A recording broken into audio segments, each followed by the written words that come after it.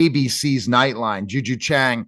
Juju, thanks for stopping by. And we're going to talk about ABC's 2020, two very big brands. And I have some time with you today. How are you, Juju? And thanks for stopping by. Oh, you're welcome, Neil. I'm thrilled to be with you.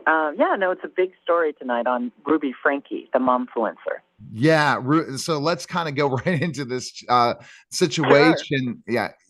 Let's go right into the situation and talk about Ruby and how the story came virality and all that stuff for people that might not know. Absolutely. So Ruby Franke, the title of tonight's investigation is Momfluencer to Felon. So you get to see where it ends up. But she started out as this really popular momfluencer, right? Dispensing all sort of tough love parenting advice. And for years, she was very popular on YouTube, and she had millions of followers. But over time, people started flagging her tough love and saying, maybe it's too harsh. Maybe she's crossing a line here and there. And eventually, she sort of got a lot of sort of pushback and stuff. The 8-passenger vlog was taken down. She partners up with this woman named Jodi Hildebrand, who has a life coaching business, and they take her two youngest kids to the southern part of Utah, and it's only after her own child is found on the street. He rings a doorbell and is caught on camera looking emaciated and covered with wounds, where this investigation kicks off and ultimately leads to all sorts of child abuse charges. And it's crazy because I think that when you look in Ruby's, probably like any mom, they're looking to try to figure out ways of getting, more popularity. And then they get caught up in this stuff and then they don't think about what they're putting their kids through. And they're thinking more of themselves than the children and any type of fame type of thing or virality. You've seen this all the time, Juju, haven't you? Right. I mean, her children were the featured stars of her vlog, right? And they were the picture perfect kid, and they were, making Christmas cookies and doing all sorts of fun stuff. But eventually, she focused in more and more on punishment. And, obviously it turned physical. And what we're seeing tonight on 2020 is all of the evidence that prosecutors were able to gather about her.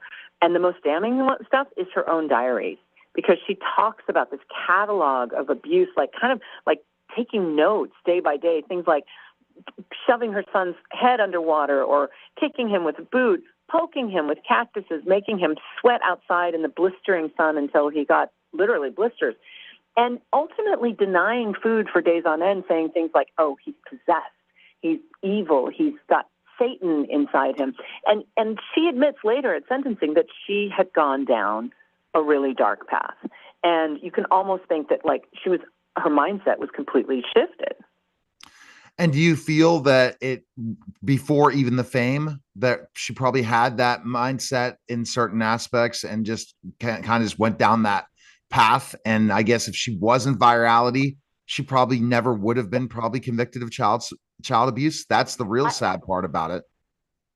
It's a really good question, actually, Neil, because her partner, Jodi Hildebrand, is the one who had a history of this kind of eccentric, let's say, if not abusive behavior. I actually ended up talking to her niece, who said she had done this to her a decade earlier. And Jodi was the kind of person who would invoke the name of God, invoke the name of the Holy Spirit or the devil, and use it to justify all sorts of different things. And some of her friends were saying that, or former clients, I should say, were saying that she glommed on to Ruby in part because of her fame, as you say, the virality and the power of that. And so together they team up. They start doing all these life coaching videos together.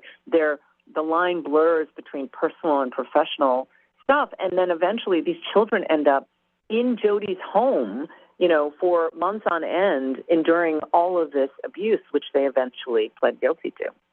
And that's it's something, but I'm really I feel that we are not protecting our kids enough, Juju. And it's great that this story is great that came out, but ultimately there's so many kids that are going through this each and every day and have no way to protect themselves. And I think that's part of these specials as well. Absolutely. And I think that's why it's important to tick through all this evidence. And I spoke to the prosecutor, I spoke to the police officers in the case, and the prosecutor told me, There are so many heroes along the way, starting with the 911 caller who literally breaks down in tears just by looking at the kid because he's clearly starved and has wounds all over his body, right? Then you see the police officer who I introduced, and he's like, we go busting into another home because we're like, there might be another child in there, he's telling us. So he goes in and he's in full like adrenaline cop mode. He sees the second child and instantly drops to his knees and talks very gently with this child, knowing that this child has been the subject of abuse as well. And I said to him, you went into daddy mode. And he's like, yeah.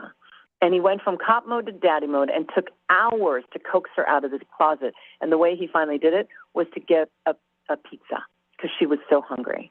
And these children had been, were in the hospital for 10 days afterwards because they had been so malnourished and so abused.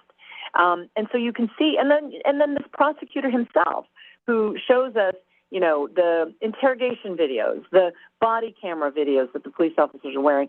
And part of it is he's releasing this evidence, even though he got the plea deal, because he said, I didn't want to subject these kids to a trial, to have them re-traumatized in a trial. I did, however, want the world to see all of what you're saying, that what is happening behind bars is stuff that, behind closed doors, is stuff that we all need to call out. And we need to be those heroes, right? We need to be that 911 caller. We need to be the police officer with empathy and care, and see and open our eyes to the things that are happening around us.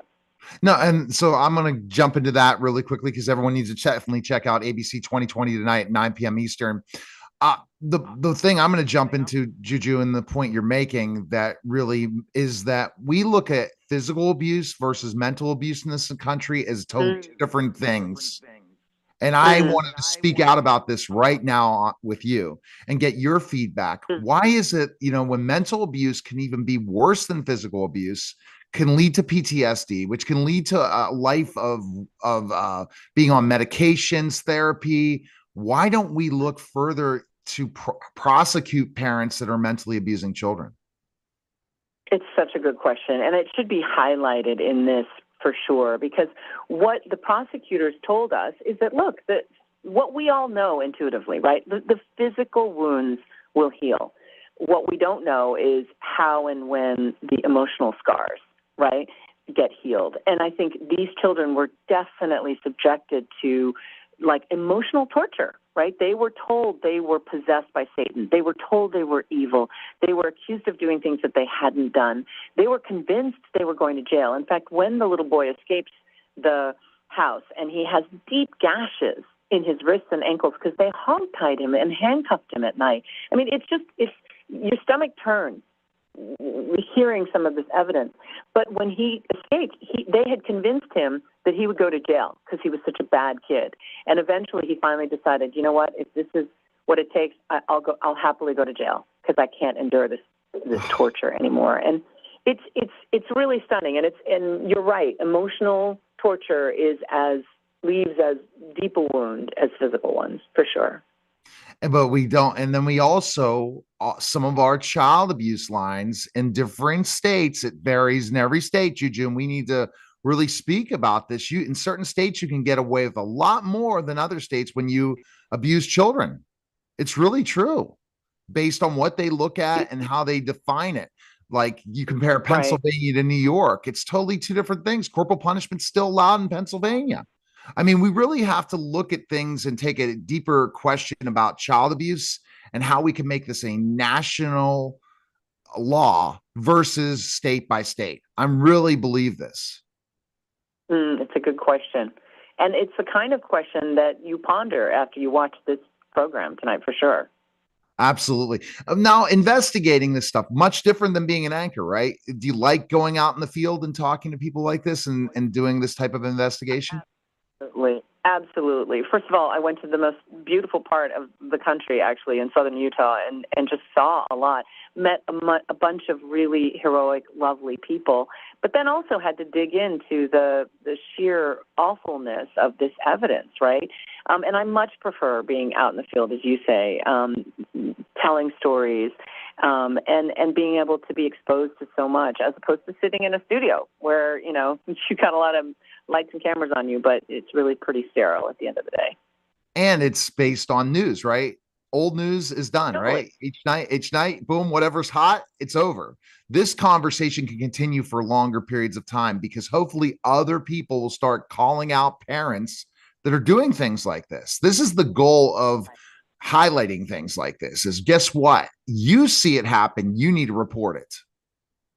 Right. I mean, we go further than the headlines. We have a really 2 hour, incredibly robust story tonight. It's an investigation, but it's also a story. And at the end of the day, it highlights the power of storytelling, right? To be able to get people to think about things that, you don't think about every day.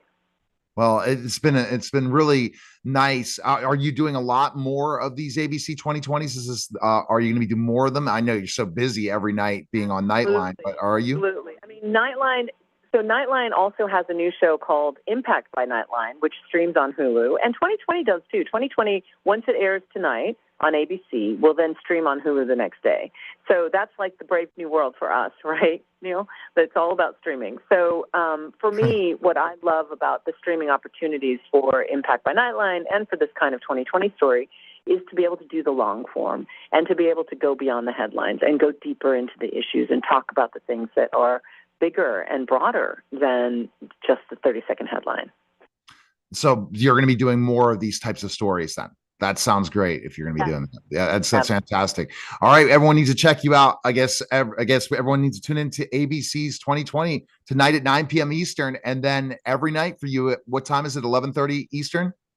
On night, Or after the Jimmy Kimmel show is the way we like to say. Okay.